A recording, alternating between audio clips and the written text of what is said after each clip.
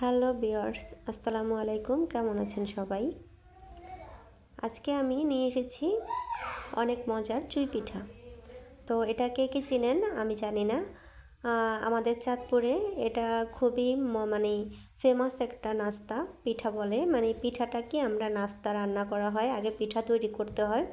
তো সেইটা নিয়ে আজকে চলে এসেছি আপনাদের সাথে শেয়ার করব বলে। এটা আমার কাছে পার্সোনালিভাবে অনেক বেশি মজা লাগে, অনেক বেশি ভালো লাগে। তো আমি এটাকে চালের গুঁড়ো মানে কাই করে নিয়েছি। আমরা নর্মালি আটা রুটি বানানোর জন্য যেভাবে কাই করে নেই, পানিতে লবণ মিশিয়ে ওই পানিতে কাইটা করে নিয়েছি আমি। তারপর হচ্ছে আমি এটাকে ভালো করে একটু মথে নিচ্ছি। এটাকে আমি চালের গুঁড়ো, এটাতে কিন্তু আটা মিক্স করা যাবে না, এটা সম্পূর্ণ চালের গুঁড়ো দিয়ে করতে হয়। তো এটা কেউ চিনি দিয়ে তৈরি করে, কেউ আবার গুড় দিয়ে তৈরি করে। তো আমি কিন্তু আজকে এটা চিনি দিয়ে রান্না করব। আমার কিন্তু চিনিরটা বেশি ভালো লাগে, গুড়েরটা আমার তেমন একটা টেস্ট মনে হয় না।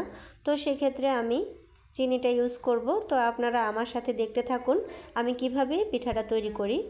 তো এই যে আমি এটা একেবারে আটাটাকে ভালো করে মথে তারপরে আমি লম্বা লম্বা করে এটা মানে একটু পাকিয়ে নিচ্ছিলাম। তারপরে যে দেখেন আমি একদম চিমটে কেটে কেটে অল্প একটু করে করে আমি আটার কাই হাতে নিয়ে তারপর হচ্ছে আমি যে আমার মানে এটা হাতে হচ্ছিল না, তারপর হচ্ছে আমি আবার ট্রাই করতেছিলাম। এই যে দেখতে থাকুন। তো এই যে আবারও আমি ট্রাই করতেছি। প্রথম হচ্ছে যে আমার আটার কাইটা একটু নরম হয়েছিল, তাই হচ্ছিল না। তো তারপর আমি আবার করার যে আবার আটাটা ভালো করে মথে তারপর আবার ট্রাই করেছি। তো একেবারে পারফেক্ট হয়ে গেছে। দেখেন আমি সবগুলো পিঠা বানিয়ে ফেলেছি। পিঠাগুলো কিন্তু দেখতে ভীষণ ভীষণ মাশাআল্লাহ ভীষণ সুন্দর লাগতেছিল। আমার তো এগুলো ধরতে হাতে খুবই ভালো লাগতেছিল। তো তারপর চলে এসেছি আমি এটা রান্না করার প্রসেসিংয়ের জন্য।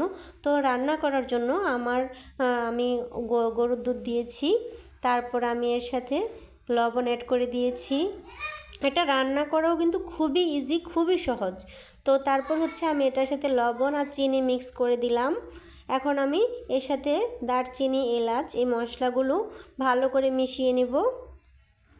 এই যে আমি দারচিনি এলাচগুলো একেবারে মিশিয়ে নিচ্ছি।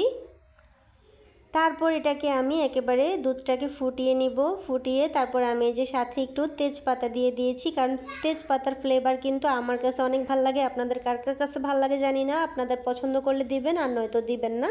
তারপর আমি এই চুই পিঠাগুলো মানে এই যে ইয়ার মধ্যে দিয়ে দিলাম, দুধের মধ্যে ঢেলে দিলাম চুই পিঠাগুলো। এখন আমি রান্না করব।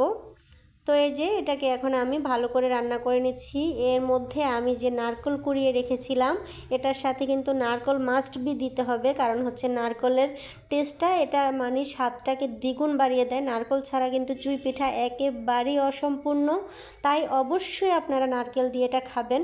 এটা একেবারে অসাধারণ একটা রেসিপি। যারা মিষ্টি খেতে খুব বেশি পছন্দ করেন, মিষ্টি খাবার লাইক করেন, তো তাদের জন্য আমি বলবো একবার হলেও ট্রাই করবেন। যারা খেয়েছেন তারা অবশ্যই জানেন, আর যারা এখনও খাননি একবার হলেও ট্রাই করবেন। তো আমার এই রেসিপিটা আপনাদের কাছে কেমন লেগেছে অবশ্যই আমাকে কমেন্ট করে জানাবেন।